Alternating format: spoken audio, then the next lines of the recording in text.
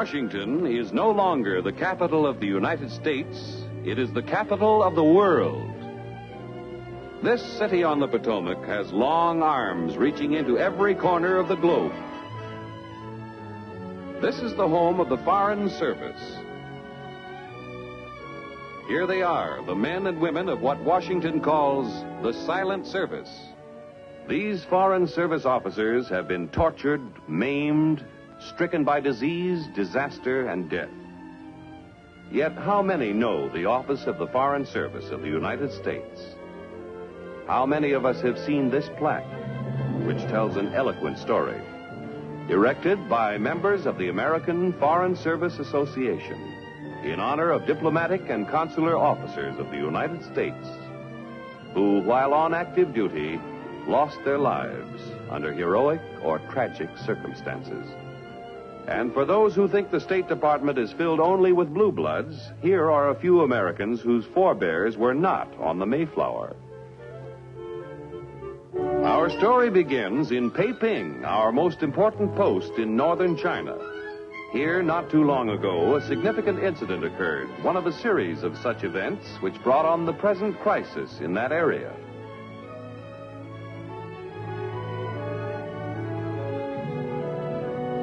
Our Peiping Consulate General was once an embassy, which is our top-ranking representation abroad. Then it became a legation when the capital of China was moved to Nanking.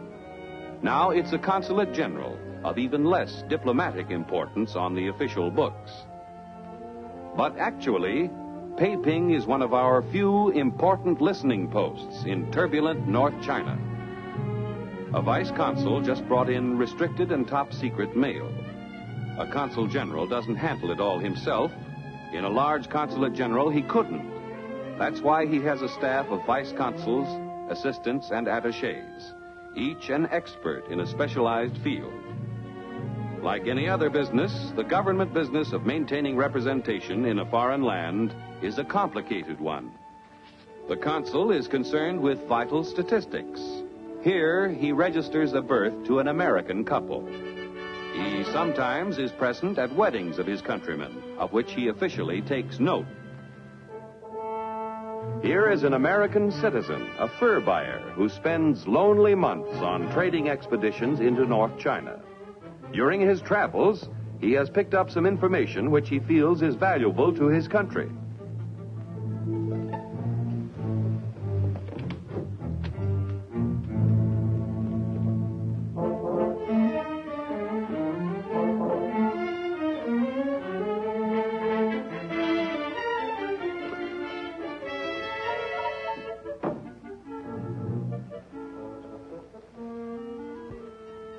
Word has gotten to the Consul General, who naturally is anxious to learn what his voluntary informant knows. Patriotic Americans often keep in touch with their consulates. Storm's brewing up there. You'd better come with me. I thought it best for him not to come to the consulate. Well, that's wise. We never can tell when someone may be watching.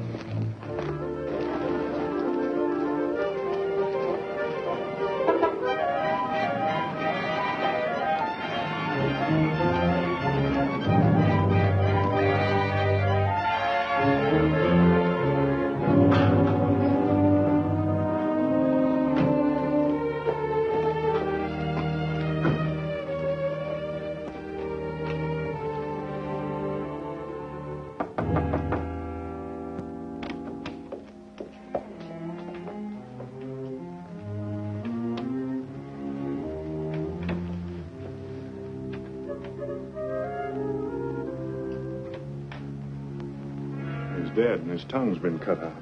The second victim. Exactly the same pattern. Yes, and they were both very valuable to us in keeping us informed about conditions in the north.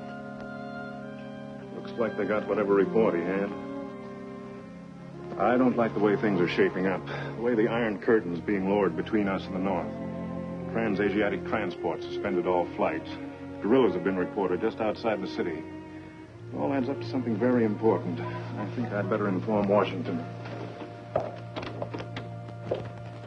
Agree with Reiter. The situation is beginning to follow a pattern. Not many listening posts left up there, and we can't afford not to know what goes on. We need more help. May have to call on you for another man. I think I'll have the right man for you, providing he keeps up the good work. going through his training right now. Good. You know what we want.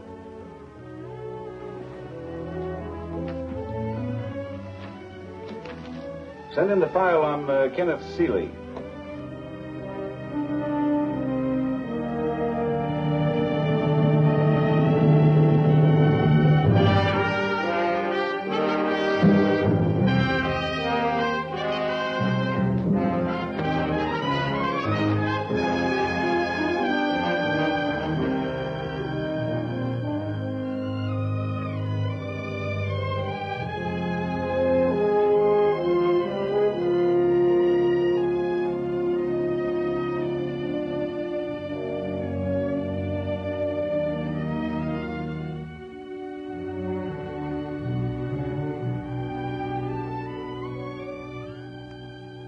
Now, Mr. Seeley, you've undoubtedly heard much criticism about our methods of court-martial. What do you think of our system?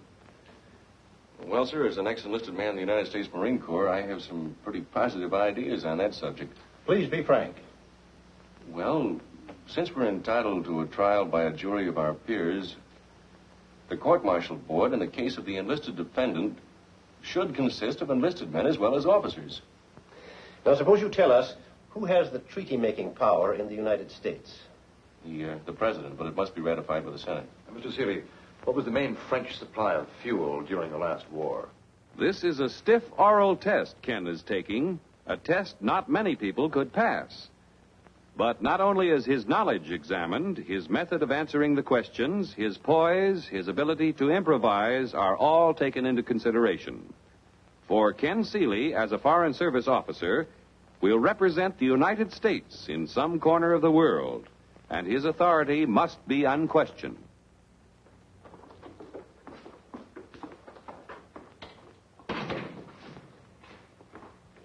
Oh, I'm sorry. Hello.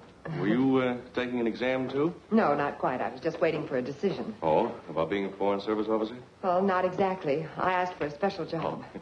Well, Miss, Margaret Walden. How do you do? I'm Ken Seeley. How do you do? I'm a would-be Foreign Service officer.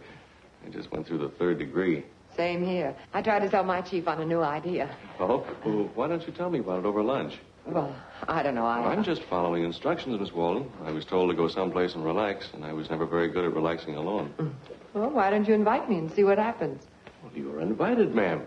I know just the place, too. It's across the Potomac. Well, I think I ought to go home and freshen up a bit. Well, fine. I'll pick you up in about an hour. I'll be ready. Right. Oh, wait, Miss Walden. Oh, Miss Walden, what's your address? Where do I pick you up? Number 6, Barney Circle, southeast. Number 6, Barney Circle, southeast. Thanks, Phil.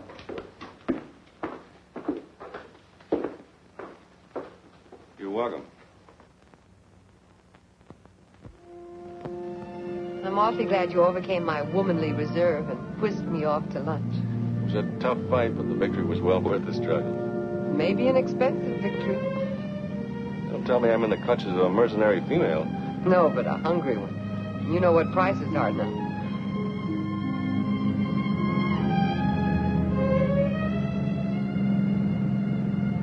Are you looking for something? You're going to be such an expensive date, I may need that dollar that Washington tossed over the Potomac. Oh, you're too late. The income tax men beat you to it a long time ago.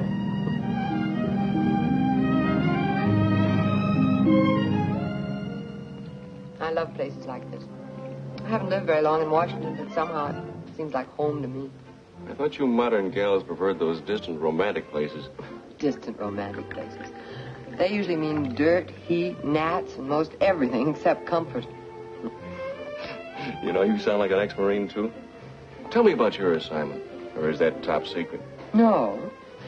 Just isn't very easy to explain. Do you care for anything else? No, nothing else right now, thank you. What makes it so hard to explain? Well, it's a matter of morale. I spent 2 or 3 dismal years in posts in the East and the Near East, and the most difficult problem of all was what to do with your spare time if you were a gal. No, I mean it. Men can much more easily adapt themselves to a rough life than a girl can. Delicate creatures. Tell me about yourself. How did you happen to choose the Far Eastern Service? chose me. I was born in Mongolia. My parents were missionaries. Mine are dirt farmers in Iowa. But you used the word were in referring to your parents, are they? Well, they were murdered by Mongolian bandits. Oh, horrible. It was, but it happened when I was pretty young. Honey, I never had any urge to be a missionary, but it occurred to me in being with the State Department, why, maybe I could help to carry on the work that they gave their lives for.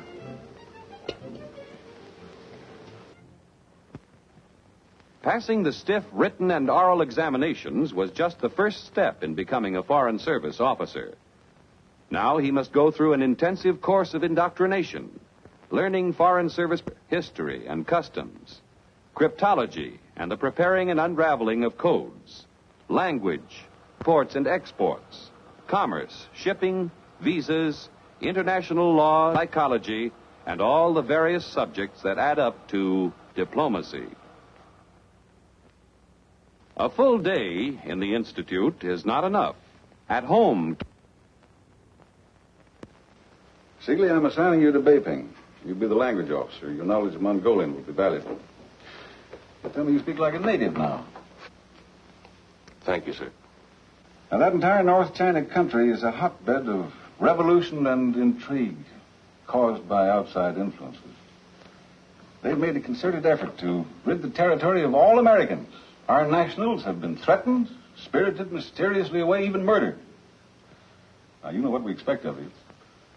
You've got to be the eyes and ears of the United States. Good luck. Goodbye, sir.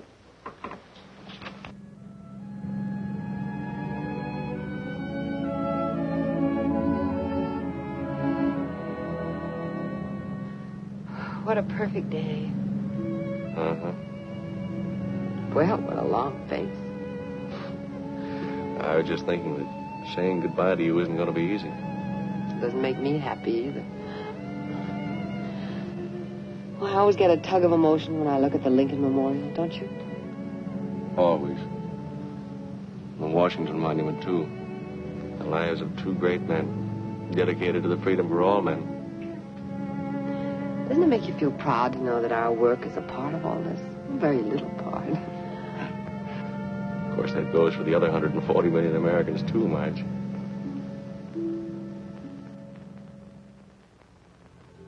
Well, so long, fellas. Stay away from those broads and stockholders. Inflation money. I'll see you in front of the Iron Curtain, gentlemen. Okay.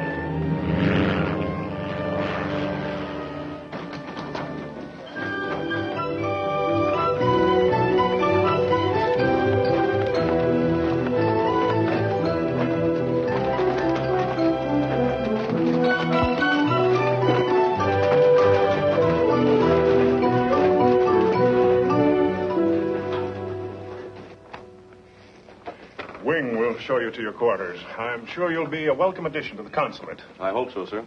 Wing, will you show Mr. Seeley to his rooms, please? Yes, sir. And you will soon be launched into the social world.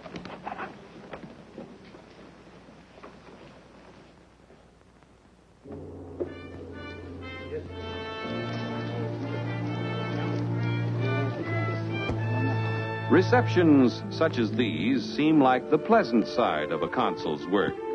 Actually, they are difficult and exacting. For while representatives of friendly nations meet here in these beautiful, peaceful gardens of the Consulate General, There are also officials present from countries that are not too friendly. Oh, Mr. Hote, I'd like you to meet my new language officer, Kenneth Seeley. How do you do? Mr. Seeley will be attached to this post and will probably see a good deal of you. It will be a pleasure, Mr. Seeley. Thank you. Thank you. Well, I think we've met almost everybody. Business as usual. Excuse me. The skilled foreign service officer must keep his eyes and ears open, for he can never tell when information might come his way. Information valuable to his country. Well, China is being strangled. Nothing compared to what it will be, honorable brother, when our great warlord, the hereditary prince of his sacred father, the Khan, when Marshal Yuan Yu Shu marches again. 이게 요지 민구투 투론 이요 징기스칸 라디오라. Chen Sheng Hao? Cha Chen Hao? I would be honored to use the language of most, although you speak your language beautifully. Like a native. Well, thank you, but I am a native. I was born in Mongolia. What a surprise. In Mongolia? Indeed. Where were you born? Not far from Mingu. Do you know the town? Yes. It's the birthplace of a very famous Mongolian, Marshal Yuan Yu Shu. By the way, whatever became of the Marshal? He disappeared so mysteriously after the Chinese central government banished him from his province. I have not heard of the marshal for many, many years. It is rumored that he is dead. Sorry, we must leave. 对不起. Go. 对不起.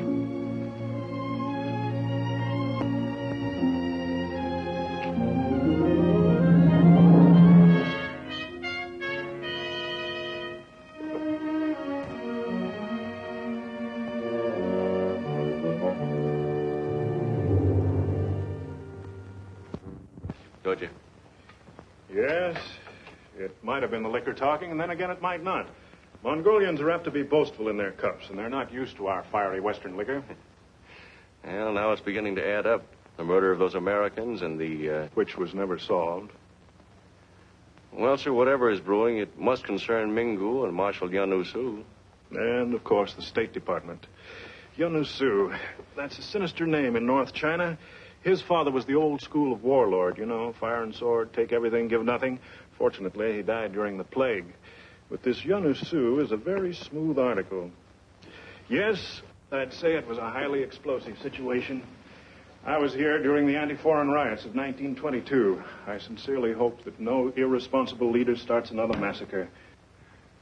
Why, you were the victim of one yourself. Yes, my parents. Must have made a terrible impression on you as a child. It did. For a long time, I never wanted to come back to China. Now, I'm glad I'm back. Maybe it's because I have a feeling of unfinished business, something I have to see through. Excuse me. Hello? Yes? Yes? Oh, I'll be right there.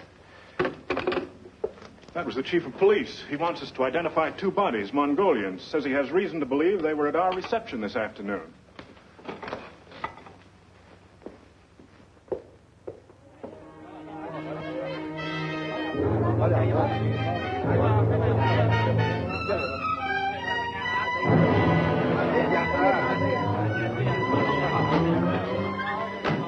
Thank you for coming, sir. They are under the covers, if you don't mind. Not at all.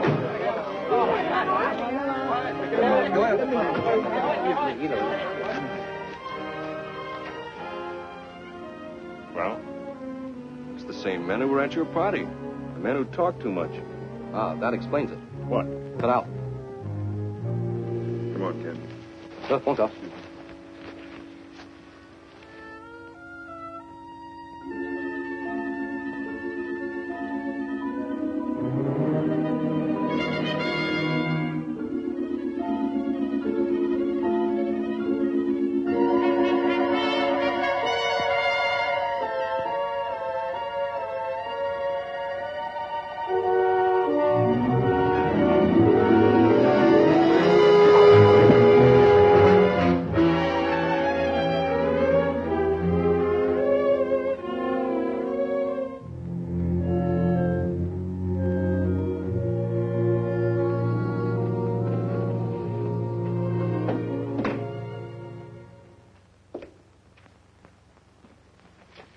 Here's my report, sir.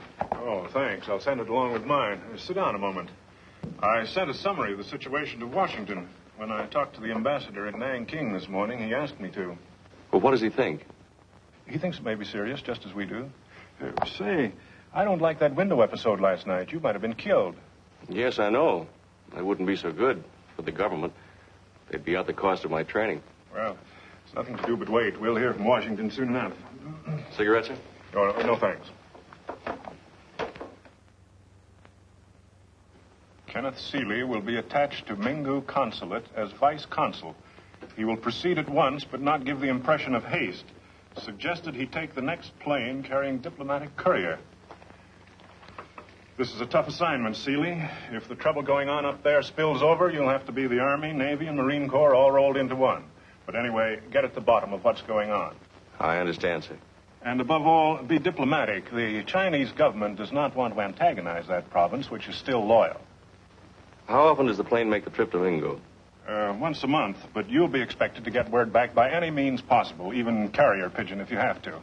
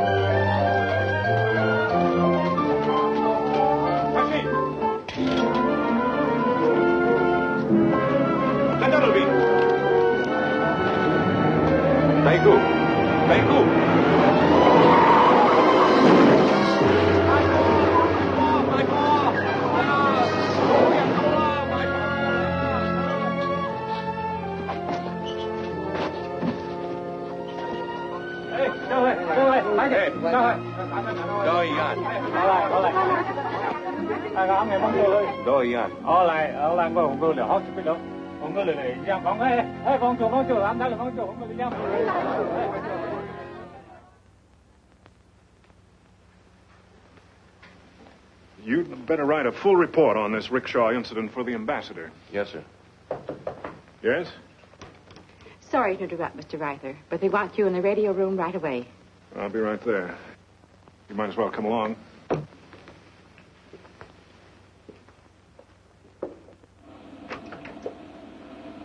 That Ming going away fan, sir. Johnny Han, sir. Radio operator. Oh, yes. Anything important? He say he know Ming will get new vice consul very soon. What? How did he learn that? Your orders were received in secret code. Ask Johnny Han how he knows. How do you find out about the vice consul? This Johnny Han, Minggu. Our cook tell us we get new vice consul from Peiping. Cook say he hear it in market. Market say he hear it in wholesale house. Wholesale house say he hear it from traveler, but do not remember who. There it is again. The traveler. That strange, nomadic creature who always starts the rumors and who is always so amazingly right. What would the Foreign Service do without him? Thanks, Lang. Very happy, sir. Well, this would explain the rickshaw incident. They're certainly keeping tabs on me, whoever they are. Keeping tabs on everybody. It's a highly efficient spy network. It might mean that the marshal's about ready to start.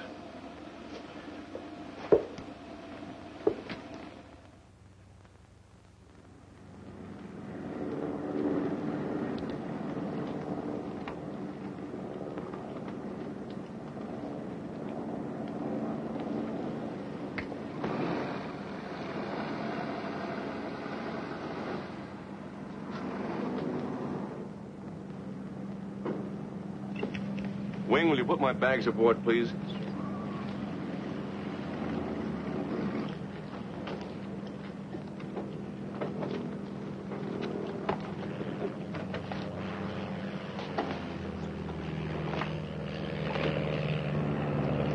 Hello, Logan. Hello. Meet Vice Consul Seeley. How do you do? How do you do? Did you have a nice trip? Oh, rough in spots. Didn't bother me any, but I think our other passenger wasn't too happy.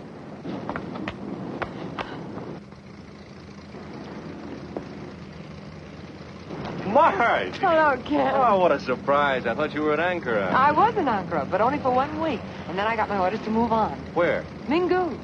I was afraid of that. Oh, you just don't want me hanging around. No, it isn't that. Nothing in the world would make me happier except that Except that Mingu is dangerous? It isn't the safest place in the world. Well, we wanted to be in the service. Marge, this is Mr. Riley. Your old friend. Hello, Mr. Riley. Nice to see you again, Marge. Nice to see you again, She was my clerk at Darien. That was your first post, wasn't it, Marge? Yes, it was. I'm sorry you can't stay with us for a while. So am I. I'd welcome a chance to get my land legs back again. It was a rough trip. Oh, let's you and I walk around a while. We might as well take advantage of the ground. It's a long trip to Mingu. Righto. Oh, by the way, don't take off without us, Seeley. You haven't a chance.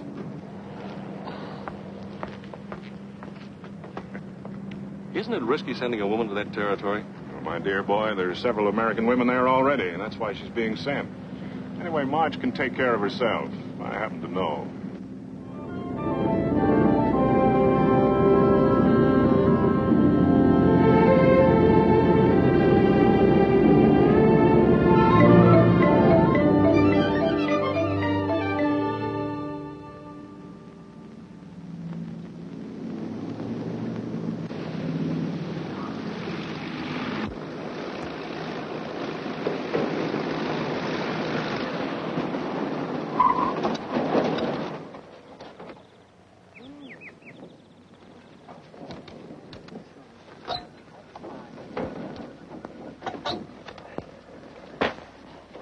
Hello, Logan. You're always a welcome sight. I got lots of stuff for you this trip, Consul. Better send Johnny back with a few men to help us unload. As soon as we take our guests to the consulate.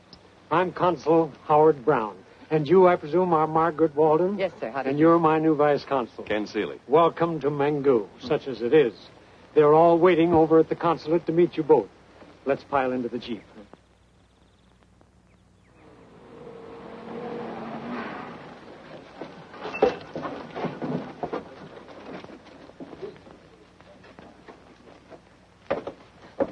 Johnny, get a couple of boys and go out to the airport and bring that stuff back. Yes, sir.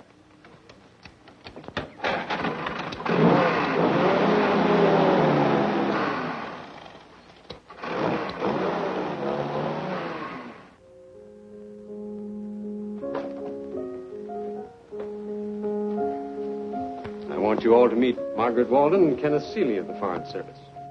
Mr. Seeley will be my new vice consul. This is Mrs. Brown. How do you do, Miss Brown? The Reverend Dr. Morse and Mrs. Morse. How do you do? How do you do, Doctor? And that wide-eyed little girl is Jessica Morse. And Jessica will be relieved to learn that the plane brought all the back issues of the Sunday comics and some bubble gum. A girl does get behind in her Dick Tracy out here, doesn't she? Yes, ma'am, and Buck Rogers, too. This is our most eligible bachelor, Miss Walden, Mr. Wilfred Bollinger, British American Tobacco. How do you do, sir? This is a surprise. And Kenneth Seeley. Yes. Yes, of course. How are you, old man? Fine. Nice to see you. Well, there goes my corner on bachelor eligibility. And there's Carrie. I had a most difficult time getting her away from her desk. Oh, yes, I've read a report on her. Difficult, is she? Not always. Originally, she was fine. A hard worker. A woman who entered into the spirit of things. Now she's withdrawn into herself. Tense, neurotic. I suspect she cries more than is good for her. Maybe she needs a good woman-to-woman talk.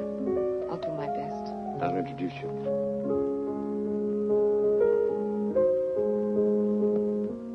Carrie, I want you to meet Margaret Walden from Washington. My replacement. You wrote Washington for another clerk? How could you do that, sir? Not at all, Miss Willoughby. I'm just here on a visit.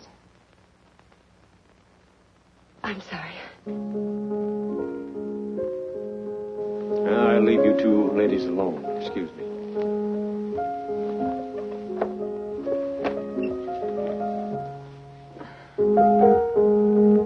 Needs a tuning, doesn't it?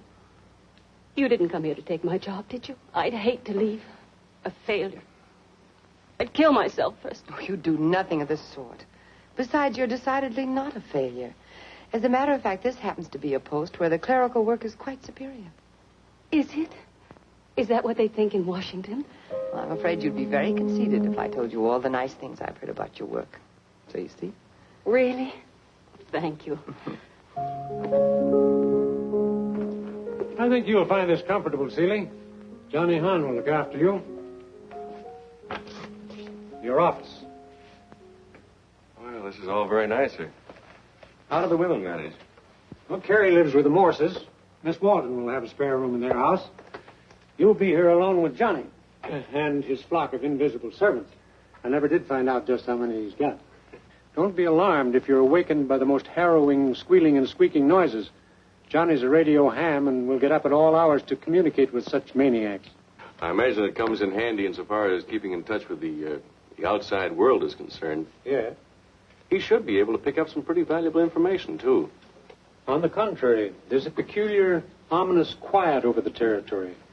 I can't put my finger on it, but I can feel it. It worries me because this town is the only listening post we have left in the territory. A wave of aggression might be brewing, and we wouldn't find out about it until it's too late. Well, you're tired. We'll discuss it more thoroughly at dinner. Yes, sir.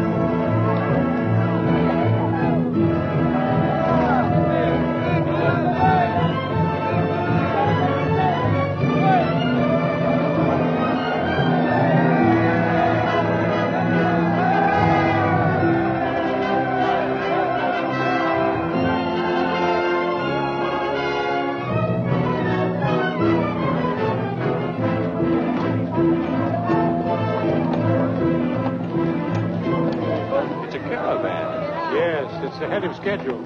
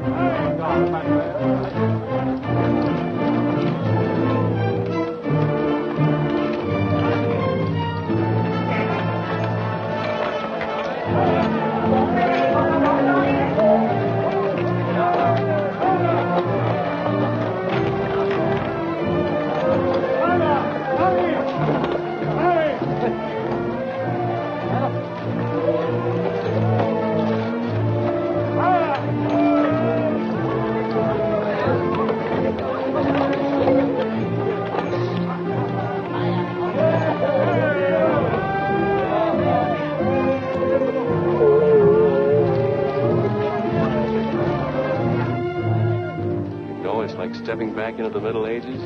That's right. Except for this Jeep, we might be living in the times of Genghis Khan.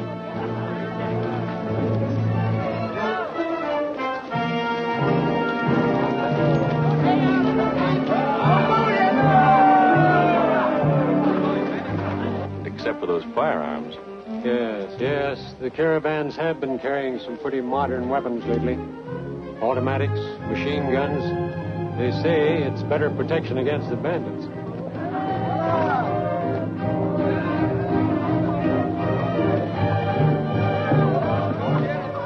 What's the matter?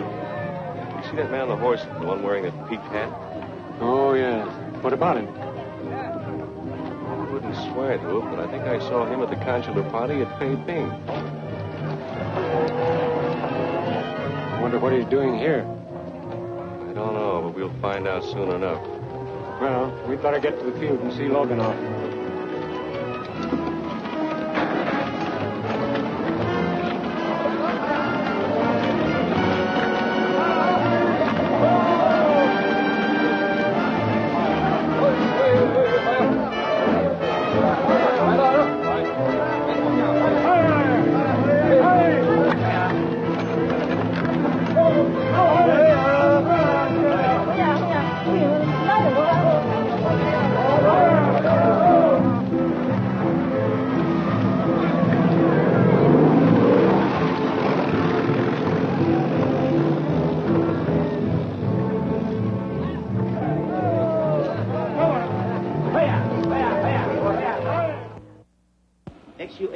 XU9. Hello, Johnny.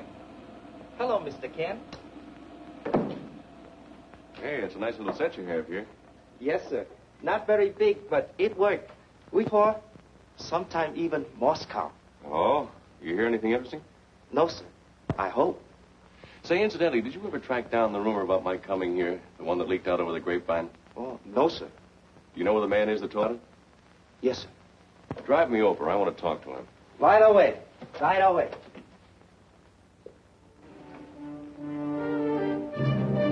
Yes, when caravan come to town, town is jumping. All same like they say over radio.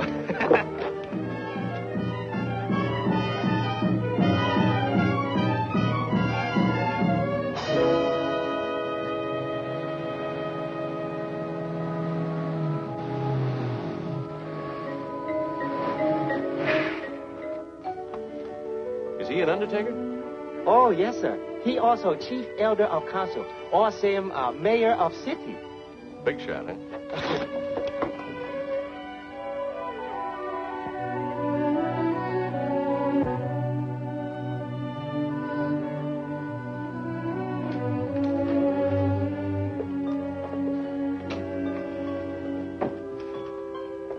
This Honorable Vice Consul, Mr. Kenneth Seeley, from American Consulate. Mr. Wanto. How do you do? I'm honored, sir. I understand you knew I was coming here before it was officially announced. Do you mind telling me how you found out about it? 你在此地等一等啊，谢谢，不要客气。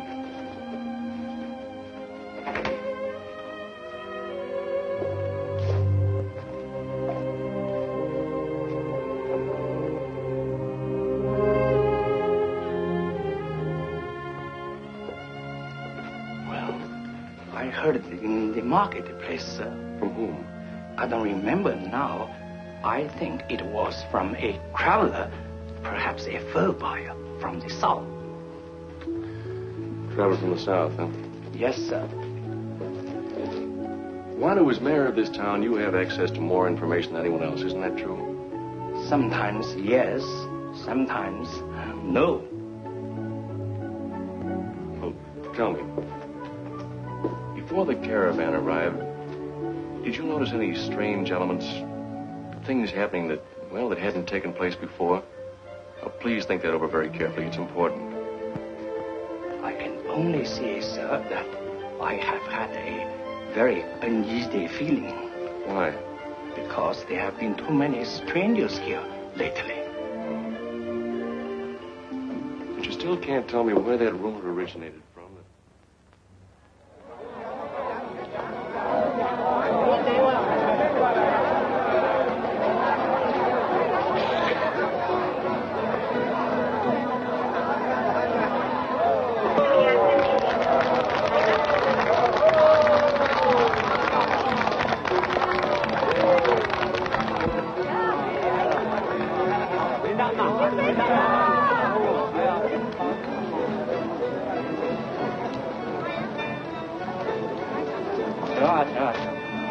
Try it. It's kumis, fermented goat's milk.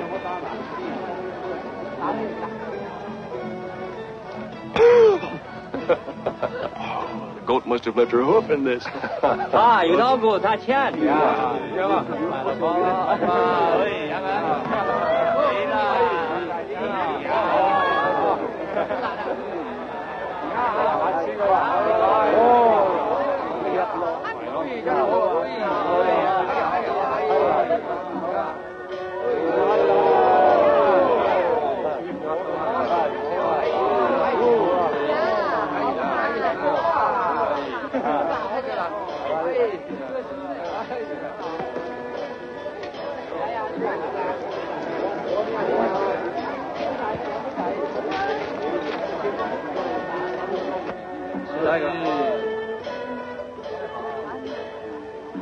Where's Jessica? Uh-oh. Looks as though Jessica's joined the caravan. Ooh.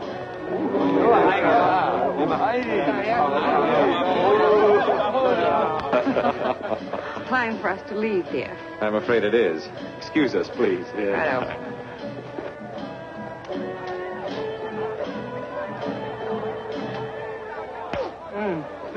You've done a good day's work, Jessica. Now we better go home.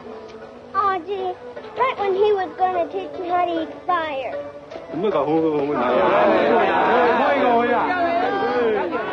Hi, Consul. Miss Consul. Carrie, Mr. Ballinger. Sid. Bill Sneed, I knew this caravan would flush you out. Yeah, well, I hope they brung plenty of furs with them because they got plenty of silver dollars. Bill, meet Margaret Walden, Kenneth Seeley, Kent's new vice consul. Hello. Bill's the original Yankee trader. They say he landed here in China Clipper days with a pocket full of wooden nutmegs, and he's been trading ever since. Oh, now look, I ain't quite that old, but I'm dang near it. Say, how about locking up my money bags for me? Glad to do it, Bill. Peggy and I were just leaving anyway. Don't you boys and girls stay out too late. We won't. Goodbye. Oh, darling, I had such fun tonight. So did I. Remind me never to drink kumis again, will you? You know, watching that caravan was like wandering through history. That's a very impressive statement, Miss W. No, I'm serious. Age-old transportation, camels, oxen. Yes, I know. Right alongside of them, natives riding on bicycles. And wasn't Jessica cute with that Chinese bubblegum class? Aside from that, nothing seems to have changed in 1,000 years. I know something else that hasn't changed either. I hope it never does. Good night, Doc.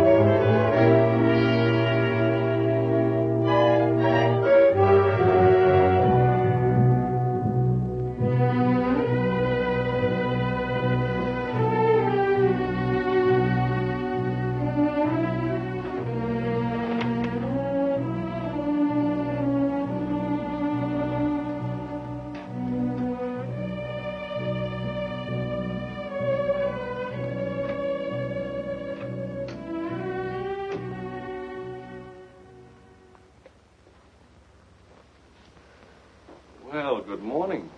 Why the informal gathering so early? There seems to be some sort of misunderstanding. Maybe the boys had too much party last night. Carrie, don't let them see you do that. Where's Marge? She's been detained for questioning. It seems the caravan was the advance guard. Ooh, Marshaliano Sioux? Yes, our friend has finally arrived.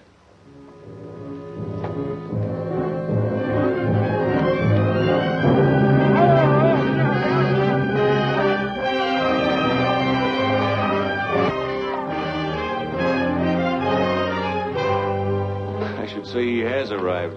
Instead...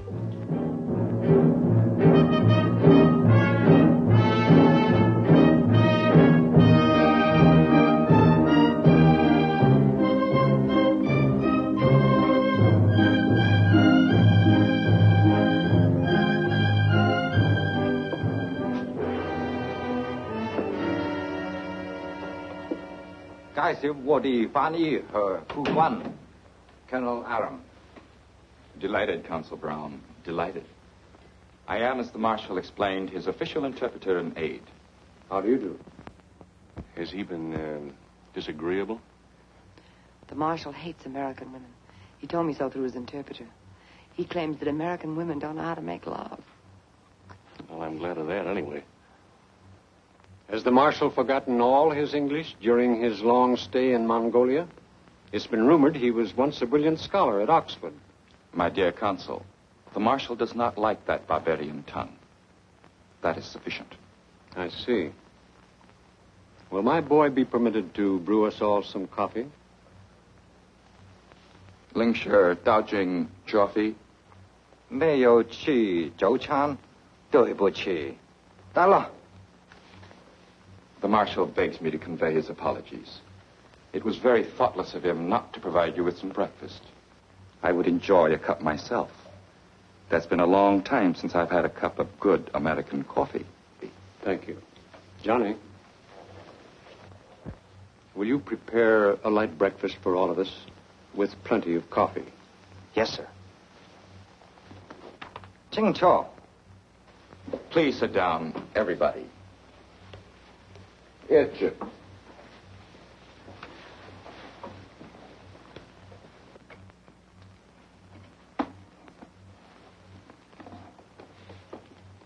The Marshal regrets the inconvenience, but it will be necessary for the Americans and Mr. Bellinger to remain in the consulate night and day. Nothing will be touched. No one will be harmed if his orders are obeyed implicitly. There will be a guard around the consulate until we decide to withdraw. And when will that be, Colonel?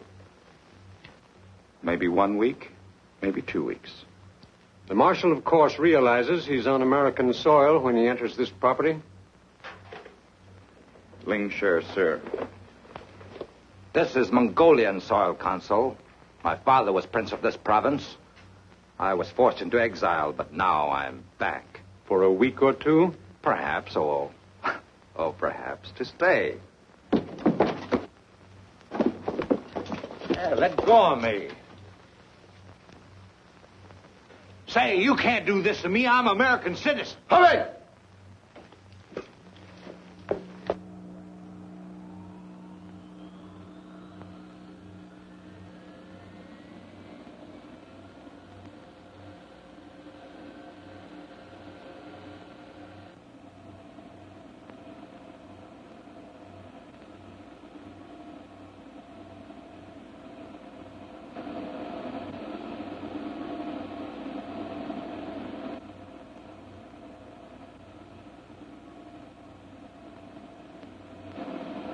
Hello, Nanking. This man Gu.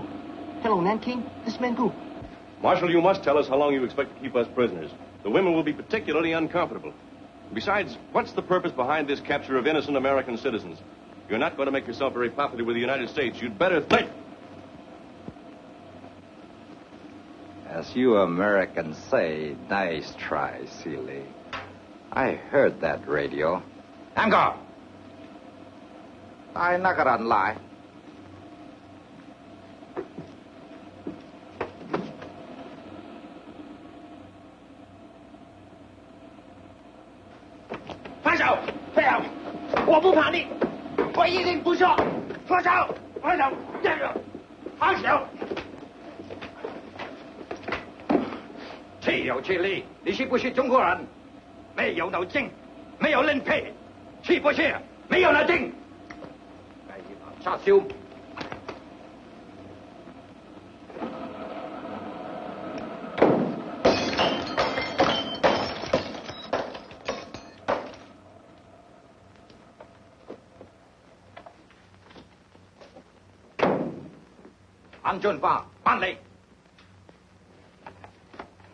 The Marshal is very angry. He has broken your radio. Now, to make sure that it cannot be fixed and used by your radio operator, he has given me another order. Dinarum, Dao, Tianfeng. Just a minute. This man is in the consulate employ. He's under the protection of the American flag. Leave him alone. Kengto! Kengming Chengbi! Talichu! When the Marshal gives an order, it is obeyed.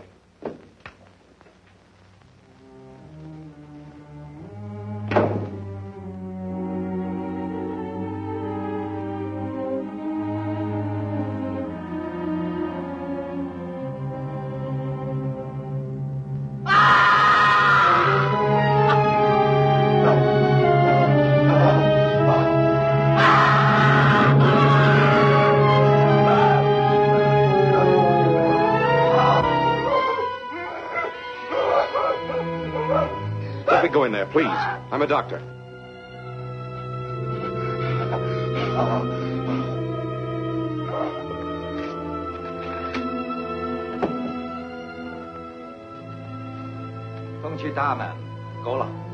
The Marshal is very annoyed at what has happened.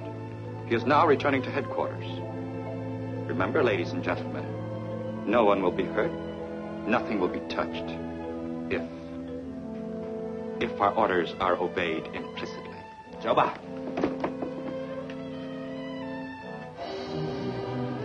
Wait. Better let Reverend Morris go in first. May I take Sarah with me? If you think you should. Come along, Sarah.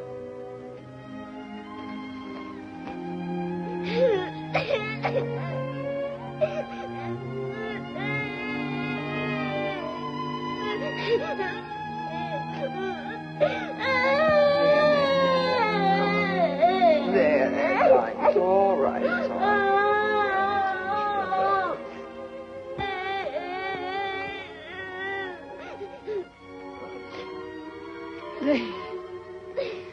They've cut off his arms.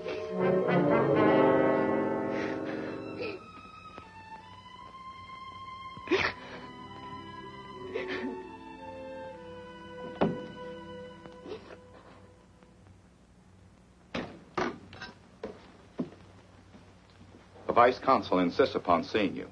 He's outside. Under guard, of course. 什么东西？带他来。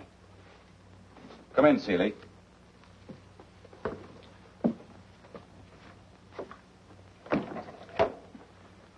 May we have permission to bury Johnny Han in the cemetery near the mission? No, Seeley. I'm sorry. But what objection could he possibly have? Perhaps he doesn't want any of you to leave the consulate. Well, then would you be kind enough to send for Wanto the undertaker? We can have the body cremated and buried in the gardens outside the consulate. If the Marshal doesn't object, I'll see to it that Wanto visits you this afternoon. Thank you.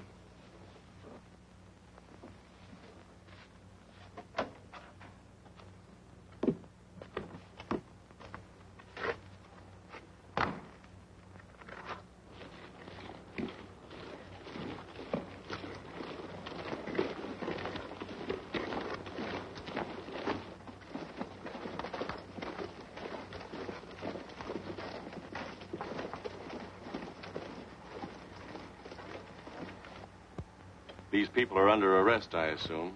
They are. May I ask why? The Marshal suspects some of them as being traitors. Traitors? Yes. If you remember, the Chinese government denounced the Marshal and a price put on his head. But why pick on these poor, helpless natives? They were not picked haphazardly, I assure you. We've had them investigated a long time before we came. Oh, I see. Well, what do you intend to do with them? The Marshal will conduct his own court of inquiry. Colonel, I think the Marshal will use any excuse to conduct a reign of terror. Seeley, you would do well to keep such opinions to yourself. Please march.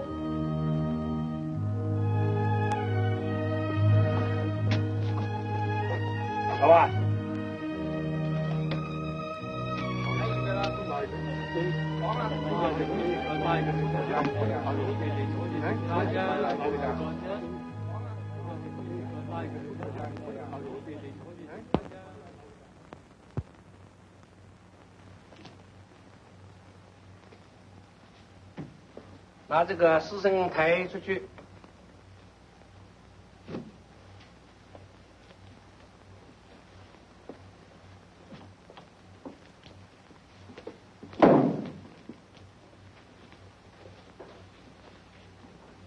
After you cremate him, Wanto, return the ashes here to the consulate. We'll bury them in the garden. Yes, honorable sir. I will place his remains in one of our best urns. You will be satisfied. Wanto, you're a member of the Council of Elders here in Mingu. Do you approve of what the marshal is doing? No, honorable sir. I do not. He's stirring up much trouble, and some of my people have disappeared. We are greatly worried, but we don't know what to do. Watto, were you present when they rounded up the people who disappeared? Yes. Once at the tea room, and once I watched from behind the curtains of my shop. The soldiers came, drag out innocent men. Did you see the man who pointed them out? He was a tall Eurasian, a strange-looking man from the north. Came with a caravan. Yes. I saw him, and I wondered who he was. He's the marshal's spy. Watch out for him. Good. Is there anything else? Yes. Can you get us any firearms? All the firearms have been collected. Besides, it would be impossible to smuggle in. I was afraid of that. Mr. Brown, didn't you say dynamite was used to clear the landing field?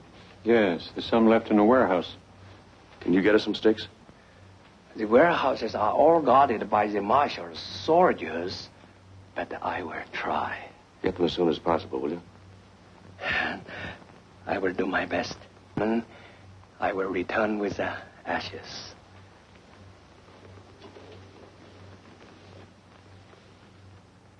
What's on your mind, Ken? I'm not sure yet, but with a few sticks of dynamite, and if things get worse... Things are getting worse. The marshal's campaign has begun. It looks like a sort of squeeze play. Yes, I know. He's obviously using us in his dirty game of politics. If the Generalissimo gives him the nod and lets him have his province, why, he'll deliver us unharmed. Which will make him a hero. Exactly. And if he's refused, he'll turn us over as hostages to his friends in the north. And that'll make him a hero to them. Just an old warlord custom, playing both ends against the middle. And we're definitely in the middle. Well, let's take a look at that radio set.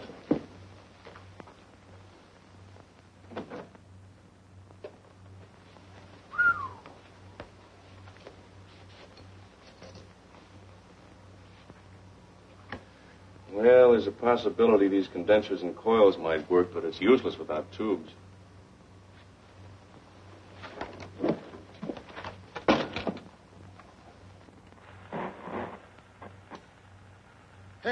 Hey, 北京上4楼，3、4楼，这个是北京上4楼啊，3、4楼，北京上4楼，啊，早晨，今天呢50个人呢打死的。He apparently overlooked the receiver. We can at least hear Nanking and Peiping. What the marshal doesn't realize is that our radio silence will eventually arouse the suspicion of the embassy. I was thinking the same thing. But with things happening as fast as they are, eventually it might be too late. 今天啊50个人啊。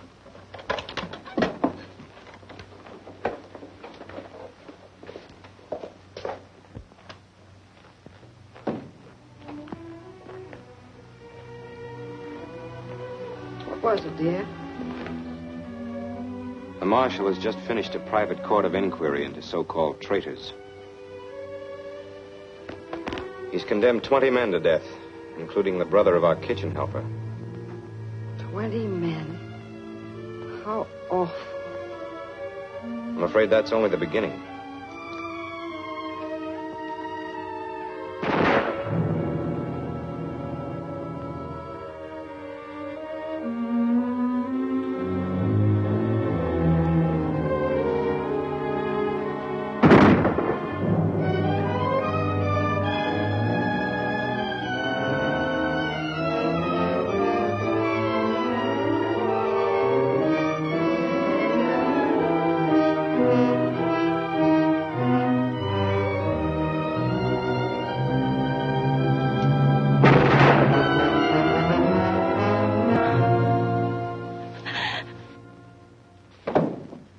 I don't think I'm going to be able to fix that transmitter. Those tubes don't fit.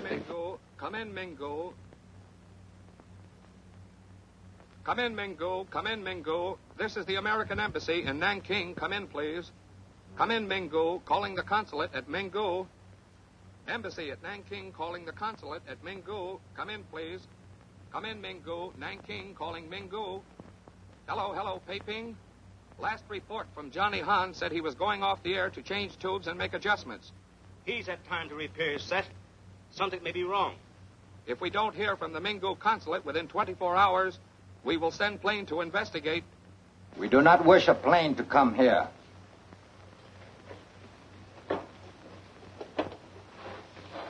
Can anyone fix the radio so that it will transmit? I'm the only one in the consulate.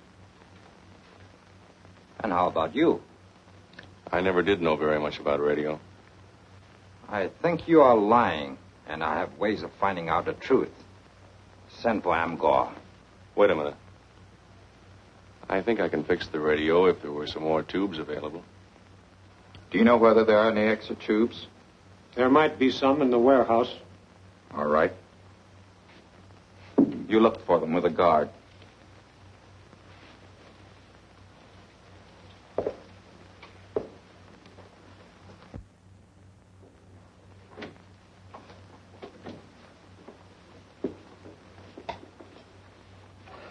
The urn with the ashes, Honorable Sir. Thank you. You're late. We were worried. We were late because we have filled the request of the other honorable gentleman. Johnny Han has not died in vain.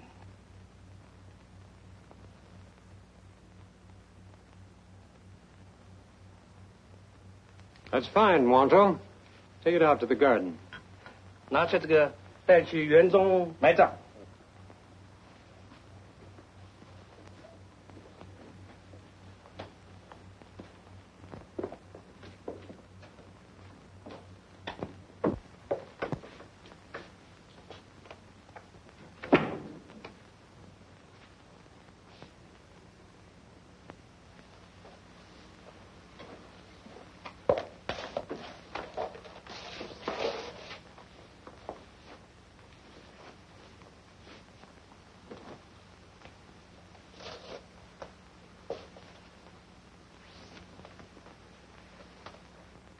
Our Heavenly Father, we commend to thy care the soul of Johnny Han, the noble spirit of one of thy children who died in agony like thy son, so that we on earth might take courage and inspiration from his sacrifice.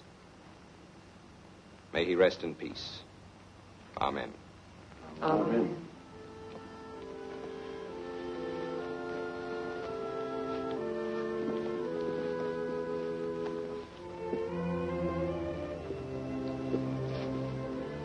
Hey, remember me?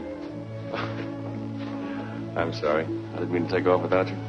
Ken, there's something on your mind. I know it's none of my business, but, well, I worry about you. Why, Marge? Well, I have a hunch you're planning something crazy. You and the consul have been thicker than thieves, whispering in corners. What's it all about? We're just trying to anticipate the marshal's next move. And? And it doesn't look good. What are you going to do about it? Well, stop him if possible. Ken, I wouldn't want anything to happen to you. You want to know something? What? Neither would I. Oh.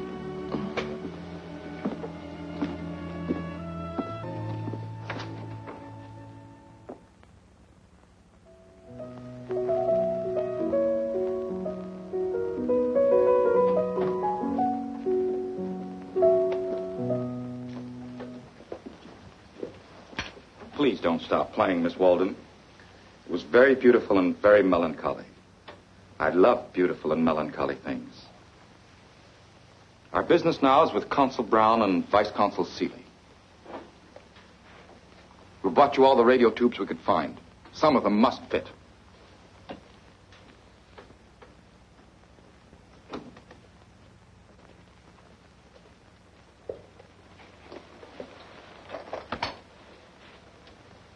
Go to work.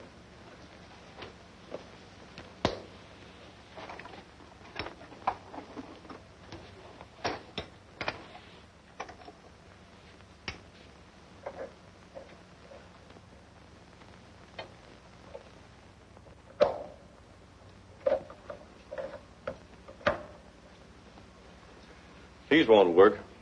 When Johnny Han changed over the set, a special size was required. These are old ones. Besides, they're no good anyway. If a plane is sent here, It will be shot down. There will be more planes. If they get to be a nuisance, we know how to be a bigger nuisance. Unless...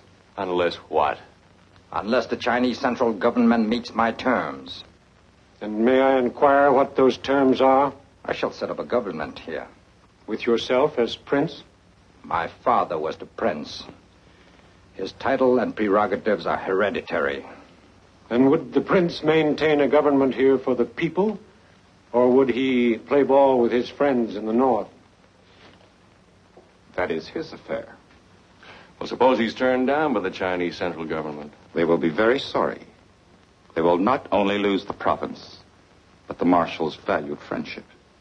I would like very much to query Nanking on that. So would we. But how? I think I know where there are some tubes. Judging by the antenna, there's a large radio set in the marshal's trailer. Those tubes might very well fit this set. Can they be replaced in his radio after they are used? Certainly.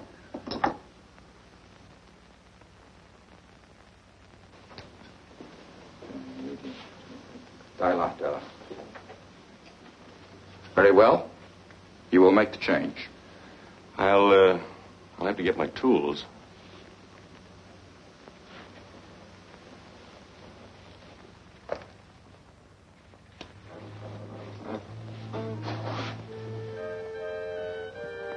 Pretty nice house on wheels the marshal's got for himself.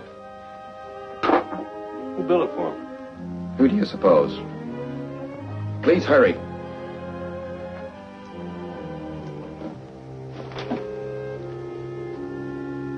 This thing must be grounded on the frame. I'll have to disconnect the batteries from underneath. It'll short out the entire circuit if I don't. Go ahead.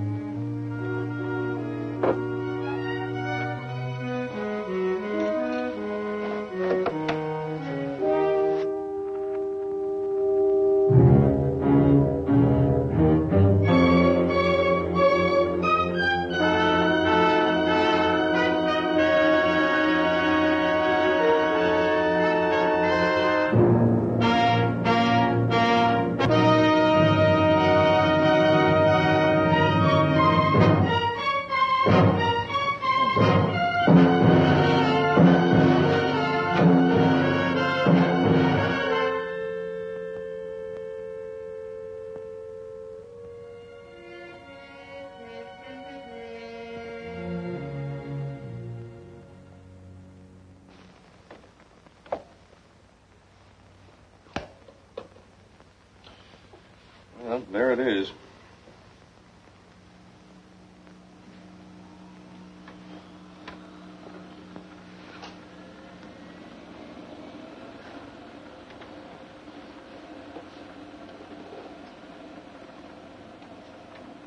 This is XU-8 Mingu calling Nanking XU-9. This is XU-8 Mingu calling Nanking XU-9. Come in, Mingu. This is Nanking. Come in, Mingu. Tell them all is well here. Nothing else. Understand? Hello, Nanking. This is Vice Consul Ken Seeley. Sorry to be off the air so long, but we had radio trouble. Very glad to hear from you, Seeley. We were getting ready to send a plane. Where's Johnny Hahn? Johnny Hahn is sick. That accounts for some of the radio delay. Everything is fine here. Does the ambassador have any instructions? Nanking wants a complete report. The ambassador is worried. What's he worried about? Seems like Marshal Unisu has been reported on the move. There's a rumor he's invading his father's province, trying to force Nanking to accept him as governor. That's interesting. Very interesting. How does Nanking feel about it? The Chinese government refuses to dicker with the marshal. They say he's a traitor and orders are to kill or capture him on sight.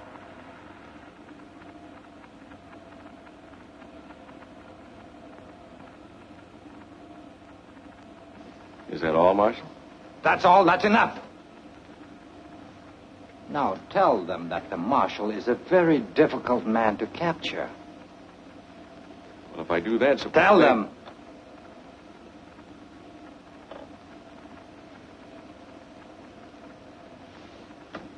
What was that? Who's there? Did you say Marshal? Is that Marshal Unisu? We don't like this silence. Something's up. Are you talking under duress? Answer us. Is Marshal Unisu there? No. Now remove the tubes and replace them in my trailer.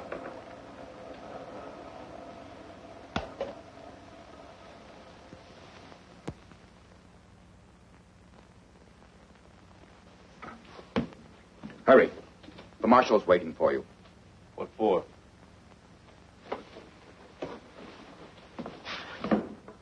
This country belongs to my illustrious family, and I have been more than patient with you.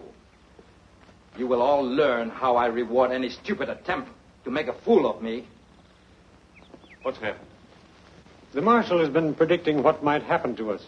It seems that little slip of yours on the air distressed him very much. You will not feel so amused, Mr. Brown, when you learn my decision. I admit that this is a setback, but a temporary one, I assure you. Perhaps the Chinese government will send bombers after me, so I must leave at once. But I will be back with bombers of my own. And now you will please all get ready for a long journey. Hurry. Time is of the essence. Just a minute, Marshal. We have your promise that everyone will remain unharmed. Is the great Prince Yanusu going back on his word? Only if my orders were followed. They were not. They were followed to the letter by everyone here but me. I was the one who made the mistake of saying Marshal on the air. That was no mistake. All right, Mr. Seeley. I will keep my promise. You want to take the blame for everybody. You want to be a hero. Excellent. I like heroes. Therefore, I will take you along with me on my trip. As a matter of fact, it would be a good idea. You can be my safe conduct to my destination by remaining at my side every minute. Seeley isn't only an American citizen. He's an officer in the Foreign Service of the United States. So? Do you expect me to completely ignore the fact that I have been tricked by this man? You know me better than that, Consul. I'll take Mr. Seeley along, and believe me, he'll get excellent care from me. However, I cannot guarantee what the Chinese government may do. If they want to send their planes to bomb me, naturally, they will bomb Mr. Seeley, too. You can tell them that. If they stop off here first, and I'm sure they will, Mr. Brown. And another thing, I would suggest that you be very discreet in everything you do or say. You will be watched closely. I suggest you get ready, Mr. Seeley. Do you mind if I pack a few clothes? By all means, and be prepared for a long, long journey.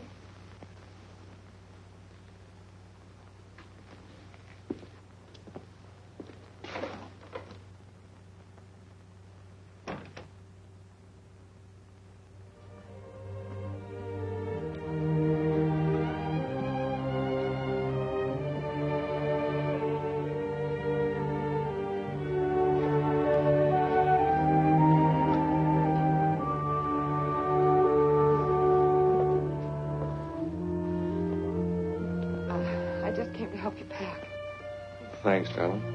You know, this is one job that always did throw me.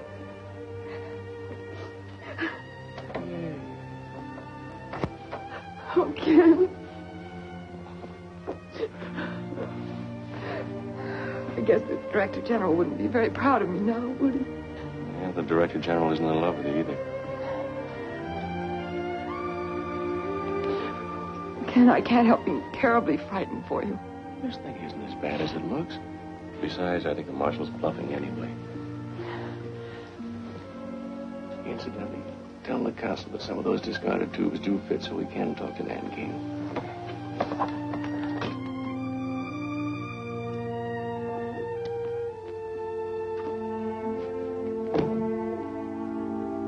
Goodbye, Carrie. You're still the best clerk in the service. Jessica? Let's see you around. Don't make it too long. Doctor, Mr. Morse. Bill, Mr. Brown. Pretty soft. Traveling first class that way. I always was lucky. sponsor. Good luck, Kent. I'll need it. Little did I know when I planted that dynamite in the trailer that I was going to be in it, too.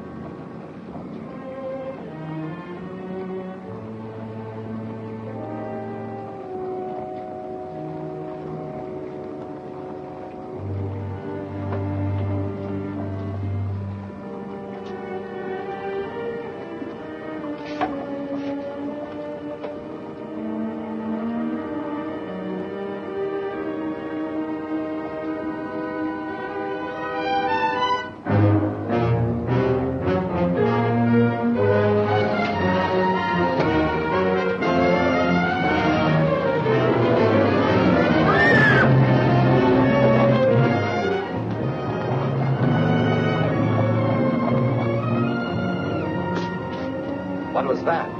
One of the children. Aren't you going to stop?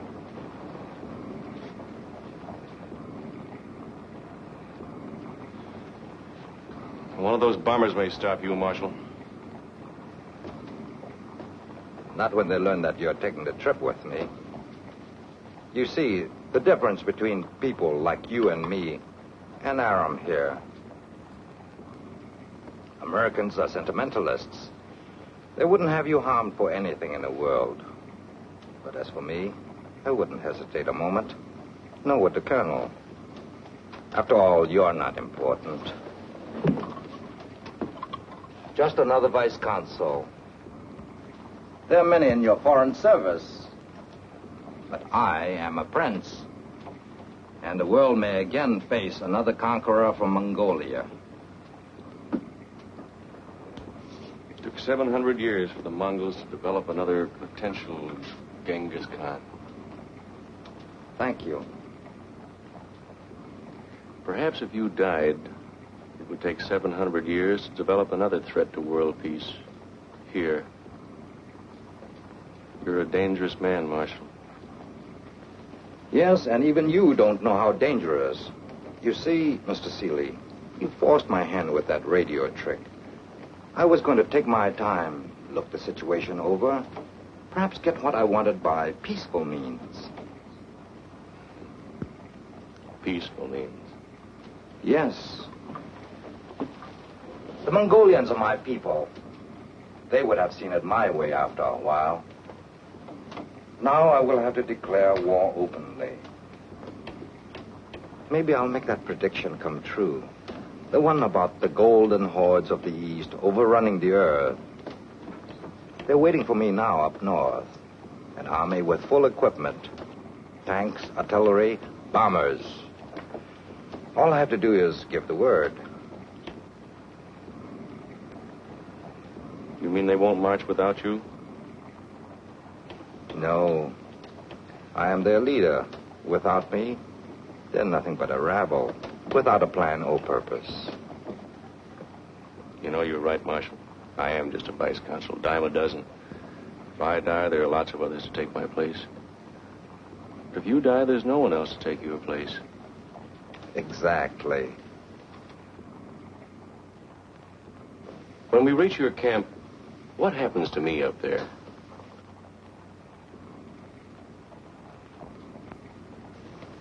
The colonel seems amused. Let's all have a good time. Why not turn on the radio? Colonel Aram here likes melancholy music. Good idea. I was wondering if that radio was fixed.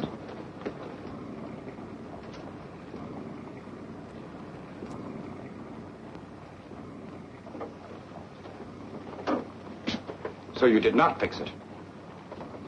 That seems a very petty thing to do. Let me take a look at it.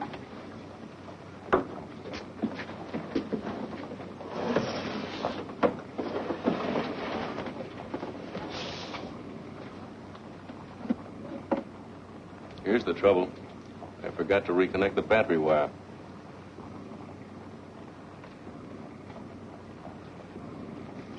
A smart man like you should have been on the winning side. I am on the winning side, Marshal. I represent an ideology that recognizes the dignity of the individual, that holds all men to be free and equal under God. You represent murder and rape and slavery in the name of the law. You're a mad dog that must and will be destroyed. You're a fool to speak to me like that.